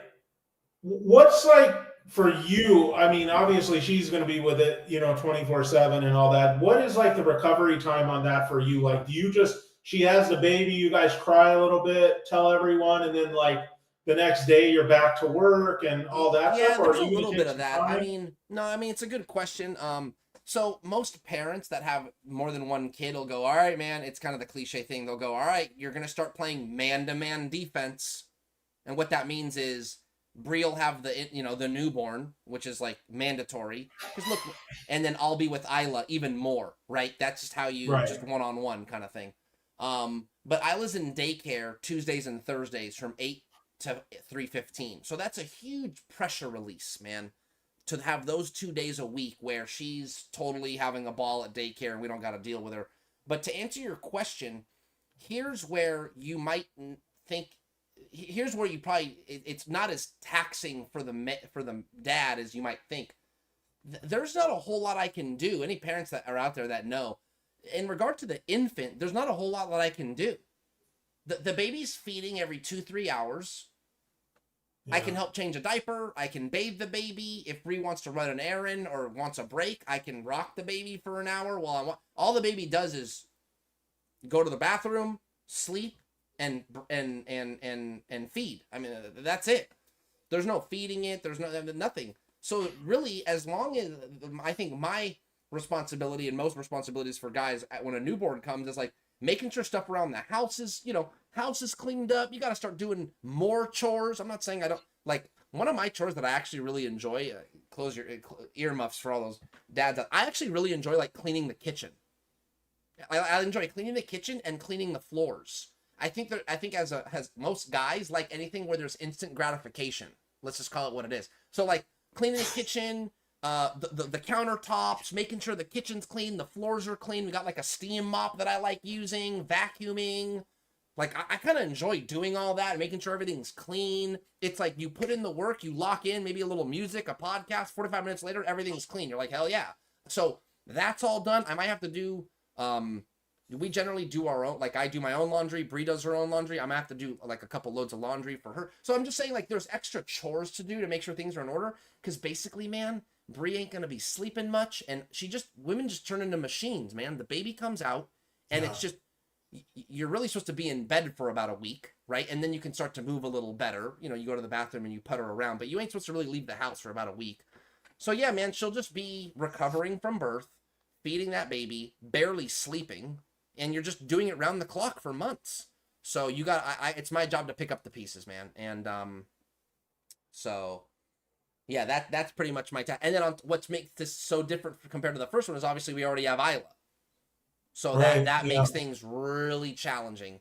And that's where I think we have to rely on maybe some friends. And I think Bree's got some girlfriends that just love Isla. And I think my best chance, and she could probably hear me if she, my best chance to get to that USC Michigan game on Saturday is baby comes, healthy delivery, healthy mama, healthy baby, and I can get like 2 of her girlfriends to come and just hang out with her on Saturday afternoon.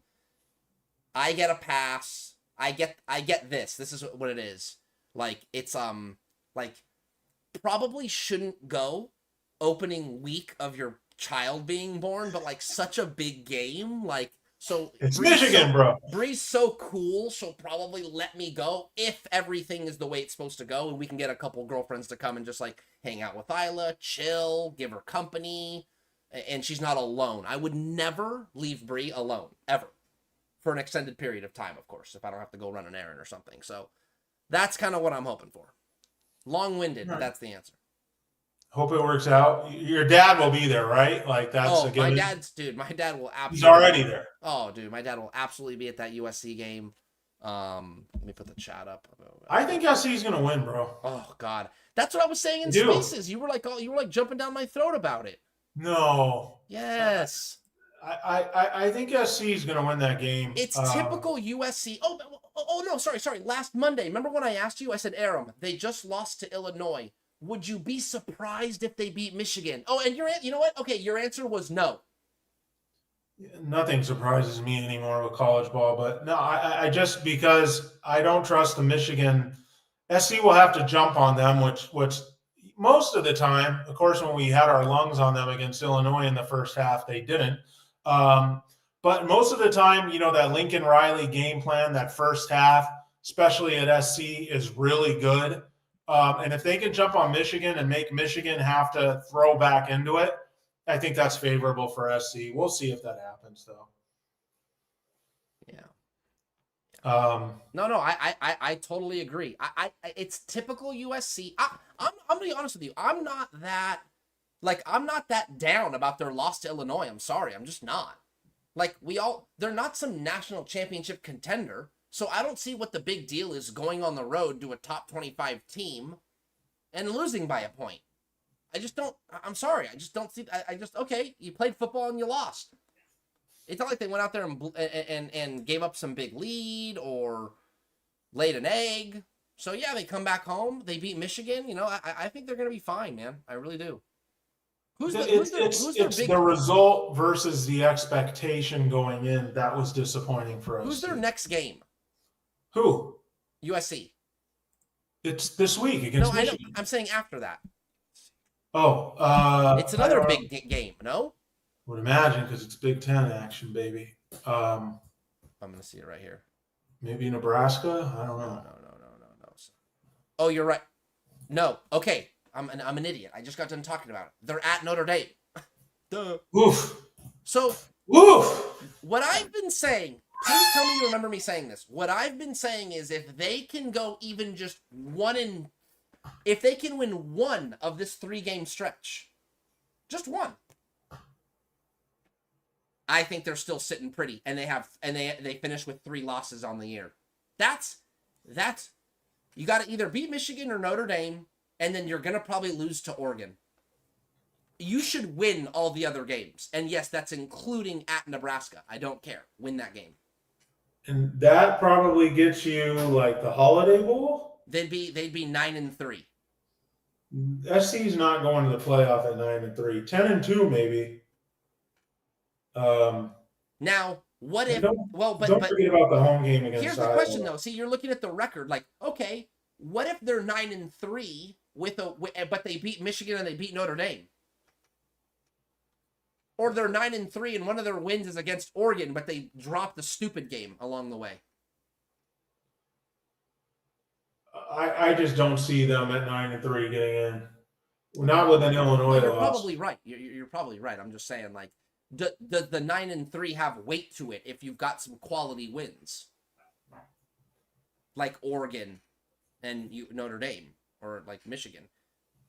Like, that's crazy. Right. So SC's a 3-point favorite, unranked, playing number 15. That's kind of interesting. Yeah, that's a little bit of a weird line to me. Right. That's another reason I kind of like it. Yeah. Something seems a little too good to be true there. So you're saying you like USC? I do, yeah. Yeah, okay, I agree. Like, it's so funky, it doesn't look right, which is why we like it. Got it. Yeah. We take plus 2.5, Tarek, and we lay threes. That's going to be my motto for the rest of my football career. Most people want to take 3, like give me the 3 points with the underdog. My motto's like going to be, at least I think it is, I'm going to always lay the 3, and if it's 2.5, I'm gonna take the plus 2.5 because it's telling you something. Man, we reached 1,000 subscribers, dude. Yeah, congratulations, bro. Oh man, it's both of us, dude. It's totally both of us. You are absolutely 50% of this thing. So appreciate you, man. Appreciate all the followers out there and the subscriptions. That is a fun milestone to achieve. I think I'm gonna start wrapping this thing up. We did get a question. How do you think USC will end the season ranked? Oh, do you think USC will end the season ranked? I'm gonna say no. I'm gonna say no. Because late in the year they're gonna lose to Oregon, and then who knows what they do against UCLA. I'm gonna say it depends who's voting. Yeah. God, please. I don't want to start that. I don't want to go down that. All I'm gonna say, bro. I don't. Maybe that's just all I'm gonna say. That's just a sad situation. Okay, Aram, I'm gonna let you go, man. I didn't run your bumper, so I think I'm gonna bump you on the way out. Just so you can hear it. I know you love it. You don't have to, dude. No, bro. We gotta have a little fun. So I'm gonna bump you out. Say goodbye to the stream, and we will see you next Monday, brother. Any final words? Yeah, just thank you, everyone. For joining us. Remember, every Monday night we are doing this. Friday nights at 10 p.m. over on Twitter. You can follow Tarek. You can follow me on Twitter. We do our spaces after the games on Friday night. Like I said, at 10 o'clock. A lot of you same people will be in there. And then, bro, I'm waiting for that text, man, to say the baby's here. It'll happen. Just don't know when. Aram, I bid you adieu, my friend. Peace. Tarek, bro, we've been friends for a long time. Make the call.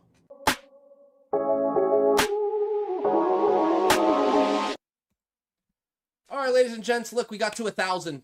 Let me see if, it's this way. Look, got to 1,000, baby. Woohoo! More than 1,000 subs. Super excited about that. Thank you so much for everybody that has subscribed, followed, watched. We had a good show tonight. Look, man, cramping, not cramping, faking it, not faking it. I think there's a little bit of blame pie to go around. We had both coaches on. Clearly it was of interest to our audience and those that consume high school sports. That's what we're here for. So thank you for being here, honestly, on a Monday night. It's 10 o'clock. I'm going to call it a night. I got a baby boy coming, man. So I'm really excited. If for those of you that are so inclined, hey, just be praying for me and my family. That's really, we believe in the power of prayer. So just be praying for a safe delivery and a safe mama and baby boy. And hey, man, maybe even pray. Maybe I can find a way to the USC Michigan game. You know, that low on the priority list, but hey, I'll take the prayers. Thanks everybody for joining. We had fun. Thank you to Coach Altenberg from Serra Gardena coming on, and thank you to Coach Ellinghouse from Sierra Canyon for coming on. Listen, over 1,000 subscribers. That is something worth being proud of. So I will bid you guys adieu. I always finish with saying, what is it? Oh, take the job seriously. Just don't take yourself too seriously. Thanks for watching the FATTAL Factor.